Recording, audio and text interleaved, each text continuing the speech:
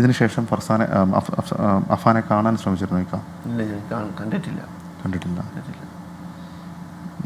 മകനോട് ഇപ്പം തോന്നുന്ന വികാരം? അല്ല, വികാരം നമുക്ക് എന്തായാലും എല്ലാം നഷ്ടപ്പെടുത്തിയത് അവനാണ്. ആ ഒരു വികാരം എൻ്റെ മനസ്സിലുണ്ട്. എല്ലാം എനിക്ക് നഷ്ടപ്പെട്ടു പോയെല്ലാം അവൻ നിമിത്തം ഉണ്ടായതാണ്.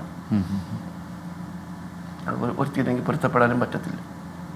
ഒരിക്കലും അത് പൊരുത്തപ്പെടാൻ പറ്റൂല. ഈ നിയമവശങ്ങൾ എന്താണ് നിയമം അനുശാസിക്കുന്നത് അതനുസരിച്ച് നിയമം അനുസരിച്ച് പോകാൻ അത്രയേ ഉള്ളൂ. അല്ലാതെ മറ്റൊന്നും എൻ്റെ മനസ്സിലില്ല. ഈ നമ്മളെ ബന്ധുക്കളോടൊക്കെ സംസാരിച്ചപ്പോൾ പറഞ്ഞത് അഫാന് ഭയങ്കര ഇഷ്ടമായിരുന്നു. അത്ര ഞാനിവിടെ ഇല്ലെങ്കിലും അവന് രക്ഷകർത്താവിനെ പോലെ കൊണ്ടുവന്ന് സ്നേഹിച്ച് കൊണ്ടുവരുന്നവരാണ്. കൊച്ചുപോയി അത്രയിലായിട്ട് കൊണ്ടുവന്നതാണ്. ഇവിടെ പോയാലും അവന് രണ്ടുപേരും കൂടെ ഒരുമിച്ച് പോകാറുണ്ട്. അങ്ങനെയൊക്കെ ആയിരുന്നു. എന്നറിയാം എൻ്റെ സ്ഥാനത്തുള്ള സ്നേഹം അവൻ കൊടുത്തിട്ടുണ്ട്. ഈ കാണുന്ന പ്രേക്ഷകരൊക്കെ നമ്മൾ ഈ വാർത്തയൊക്കെ ഇത് പറഞ്ഞിട്ട് നമ്മൾ യൂട്യൂബിൽ കമൻറ്റ് വായിക്കുമ്പോൾ നമ്മൾ കേൾക്കുന്ന ഏറ്റവും വലിയ ചോദ്യവും അതാണ്, എന്തിനാണ് ആ കൊച്ചു കുഞ്ഞിനെ എന്നുള്ളൊരു ചോദ്യം വരാറുണ്ട്. അത് അത്രത്തോളം എന്താണെന്ന് നമുക്കറിയില്ല. ഇവർ ഈ അവസാനം ഭക്ഷണമൊക്കെ വാങ്ങിക്കൊടുക്കാൻ കൊണ്ടുപോയെന്നൊക്കെ പറയുന്നുണ്ട്. പറഞ്ഞുള്ള അറിവ് എനിക്കുള്ളൂ. ഞാൻ കേട്ട് ഭക്ഷണം കഴിച്ചെന്നും പറഞ്ഞ് കഴിച്ചില്ല എന്ന് പറയുന്നുണ്ട്.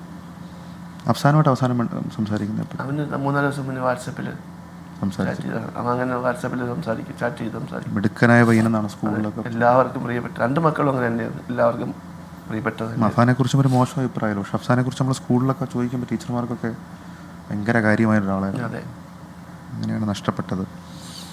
അമ്മ, ഈ റഹീമിക്കയുടെ അമ്മ സൽമ ബീവി, ഈ അഫാൻ ഇങ്ങനെ സ്വർണം ആവശ്യപ്പെടാൻ ആ ദിവസം ഉണ്ടായ കാരണം, സാഹചര്യം അങ്ങനെ എന്തെങ്കിലും അറിയാമോ? കുറച്ചൊന്നും അറിയത്തില്ല. നമ്മൾ ആ ദിവസം തന്നെ ഈ CDMAയിൽ കുറച്ച് പൈസ ഇട്ട് കൊടുത്തു ആർക്കൊക്കെയോ എന്നൊക്കെ ഉണ്ട്. അങ്ങനെ ആരെങ്കിലും വിളിച്ച് ബുദ്ധിമുട്ടിച്ചില്ല? ഇവിടുത്തെ സാമ്പത്തിക പ്രശ്നങ്ങളൊന്നും എനിക്കറിയത്തില്ല. അത് ആർക്കാ ഇട്ട് കൊടുത്ത്, ആരാ ബുദ്ധിമുട്ടിച്ചത്? നമുക്ക് ആകെ അറിയാവുന്ന ഈ 2 ബാധ്യതകളുടെ കാര്യമാണ്. എനിക്കതേ അറിയാവും. ആർക്ക് ഇട്ട് കൊടുത്തെന്നും മറ്റൊന്നും എനിക്കറിയത്തില്ല. അതിനെക്കുറിച്ചൊന്നും അറിയില്ല.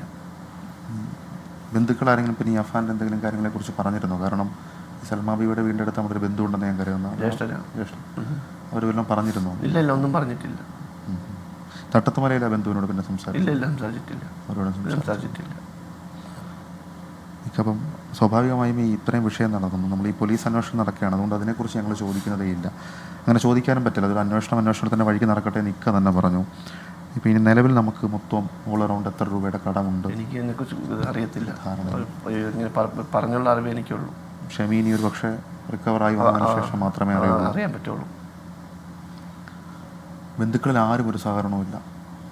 ബന്ധുക്കളുടെ സഹകരണം എൻ്റെ വീട്ടുകാരായിട്ട് ഞാൻ സഹകരണമുണ്ട്. അല്ല, ഞാൻ പറഞ്ഞത് ഇനിയിപ്പം ഈ ഘട്ടത്തിൽ ഇനിയിപ്പോൾ ഷമിയെ അക്സെപ്റ്റ് ചെയ്യാൻ, ഷമിയെ അംഗീകരിക്കാൻ അവർ തയ്യാറല്ല. കാര്യം ഇതെല്ലാം എനിക്ക് നഷ്ടപ്പെട്ടല്ല എനിക്കാണ്. എൻ്റെ ഉമ്മ, ബാക്കിയുള്ള സഹോദരൻ, എൻ്റെ മോൻ, എൻ്റെ ജ്യേഷ്ഠത്തി, അവരൊക്കെ നഷ്ടപ്പെട്ടു പോയിട്ടുണ്ട്. അപ്പോൾ അവർക്ക് ഒരിക്കലും ഉൾക്കൊള്ളാൻ പറ്റുന്നതല്ല.